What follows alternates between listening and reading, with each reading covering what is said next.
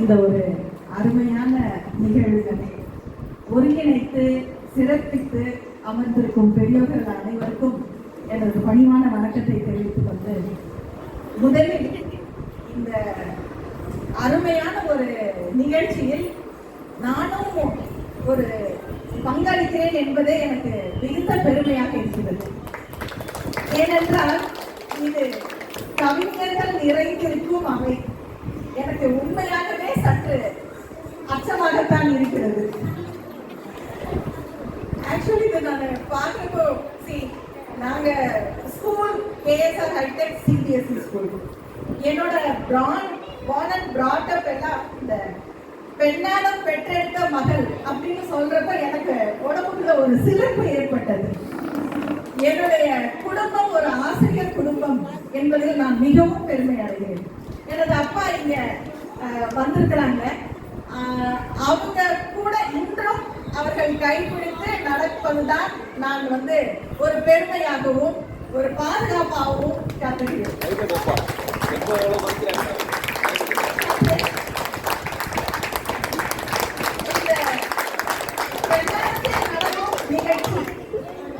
நாங்க என்ன அருள் அவர்களை கேட்டுக்கொண்டிருந்த போது இந்த மாதிரி கவி அரங்கம் அப்படின்லாம் நினைக்கிறப்போ நான் என்ன வாழ்த்துறை கொடுக்க முடியும் என்று நான் சற்று யோசிச்சேன். ஆனாலும் எனக்கு அதுல ஒரு இன்ட்ரெஸ்ட் என்னன்னா, சின்ன குழந்தைகள்லாம் திருக்குறள் போட்டி இதெல்லாம் சொல்றாங்க. திருக்குறள் மனனம் போட்டிகள் அதை பார்க்கிறப்போ 2 அடியில் நாம் எல்லாரும் உலக பொதுமுறை என்று அழைக்கும் இந்த திருக்குறள் 2 அடியில் அனைத்து வாழ்வியல் பண்புகளையும் கற்றுத்தருகிறது. அது நம்ம எல்லாருக்கும் நல்லா தெரியும். அதை இந்த பிள்ளைகள் எந்த அளவு மனனம் செய்து அவர்கள் வாழ்க்கையில் கடைபிடிக்கிறார்களோ நிச்சயம் அவர்கள் இந்த எதிர்காலத்தில் பிரகாசிப்பார்கள் என்பதில் யாருக்கும் ஐயமில்லை. நான் இந்த மாணவர்களை பார்க்கும்போது காலையில உண்மையிலே ரொம்பவும் உற்சாகம் அடைந்தேன். என்னன்னா, நம்ம பிரைவேட் ஸ்கூல்ஸ்ல நல்ல ஒரு ஃபெசிலிட்டி எல்லாம் சொபிஸ்டிகேஷன் எல்லாம் மாணவர்களுக்கு கொடுத்து அவர்களுக்கு படிப்பு சொல்லி கொடுக்கும் போது அவங்களுக்குள்ள ஒரு லெத்தாரிக்னஸ் கொஞ்சம் இருக்கத்தான் செய்யுது. அவங்கள ஃபோர்ஸ் பண்ணி தான் நம்ம என்ன ஒரு காம்படிஷன் என்ன ஒரு ஈவெண்ட்ஸ்னாலும் அதுல பார்ட்டிசிபேட் பண்ண வைப்போம். இந்த பிள்ளைகள் எல்லாம் முன்னாடி ஓடி பார்க்கிறப்போ knowledge is power ன்னு நீங்க சொன்னபடி knowledge is there, everywhere is there. ஆனா அதை எப்படி பிரசன்ட் பண்ணாங்க இந்த பிள்ளைங்க, அவங்களுக்கு கொடுத்த தைரியம், அதை கொண்டு வந்த பெற்றோர்களுக்கு எனது மனமார்ந்த பெரிய பாராட்டுகளை தெரிவித்துள்ளேன். பெற்றோர்கள் கொண்டு வந்து விட்டதுனால இவங்க கிட்ட இருந்து வர விஷயங்கள் அனைத்துமே நாம் பேசிருக்க வைக்கிறதுன்றதுதான் உண்மை. ஒரு சின்ன கருத்தை மட்டும், ஏன்னா ஒரு 100 பேர் கூடி இருக்கிற இடத்துல இன்னைக்கு இருக்கிற பெரிய பிரச்சனையா பார்த்துட்டு இருக்கிற விஷயத்த என்னை போன்றவர்கள் அதை நிச்சயம் அதை இன்சிஸ்ட் பண்ணணும்னு நினைக்கிறோம். To avoid the usage of mobile phones. ஆனா அதை நான் மனசுக்குள்ள இது ஒரே ஒரு விஷயத்தை மட்டும் நம்ம இந்த மாணவர்களுக்கு சொல்லணும்னு நினைச்சிட்டு வர்றப்போ அந்த நாடகமும் அதை சார்ந்தே இருக்கிறது. அப்போ எந்த அளவுக்கு இன்றைய தலைமுறை முற்போக்கான சிந்தனையோட கரு உருவாக்கி செஞ்சதெல்லாம் ஹெல்ப் பண்ணதெல்லாம் டீச்சர் ஒருங்கிணைப்பாளர்கள் இருக்கலாம்.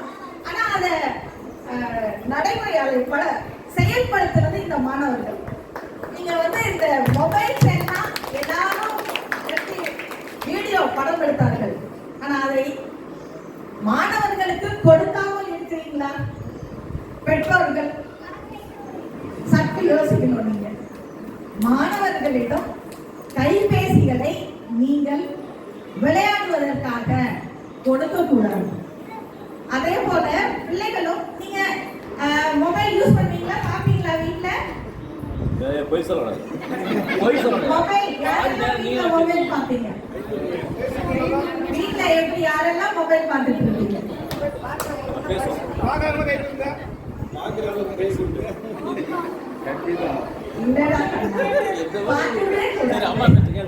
நிறைய எவ்வளவு நல்ல விஷயங்கள் இருந்தாலும் இப்ப இந்த வயசுல உங்களுக்கான அதுக்கான அது வந்து உங்களுடைய நேரத்தை ஆக்கிரமித்துக் கொள்ளும். நிறைய நல்ல விஷயங்களை தெரிஞ்சுக்க நீங்க உங்களை பள்ளிக்கூடத்துக்கு போறீங்க, உங்க பாடங்களை வகுப்பு பாடங்கள்லாம் செய்யறீங்க, நல்லா விளையாடுங்க, நல்லா தூங்குங்க, நல்லா உங்களோட ஹோம்ஒர்க் பண்ணுங்க, நல்ல டெஸ்ட் தான் போறாங்க. Okay, very good. இந்த ஒரே ஒரு விஷயம் மட்டும், பெற்றோர்களும் மாணவர்களுக்கு மொபைல் போன் கொடுக்காதீங்க விளையாடுறதுக்காக. மாணவர்களும் வெளியில கிரவுண்ட்ல போய் விளையாடுங்க, மொபைல் போன் யூஸ் பண்ணாதீங்க. அதுல உட்கார்ந்து உங்களுடைய அறிவு திறனை முடக்கிக் கொள்ள வேண்டாம் அப்படின்ற ஒரு சின்ன கருத்தை மட்டும் நான் சொல்லிட்டு, நேரம் அதிகமா காலத்தின் அருமை கருதி இன்னும் நிறைய பிள்ளைகளுக்கெல்லாம் பரிசு வழங்க ஆவலோடு காத்திருக்கிறோம். என்னை இந்த அவையில் பெருமைப்படுத்திய அனைவருக்கும் நன்றி பாராட்டி அவர்களுக்கு தேங்க்யூ.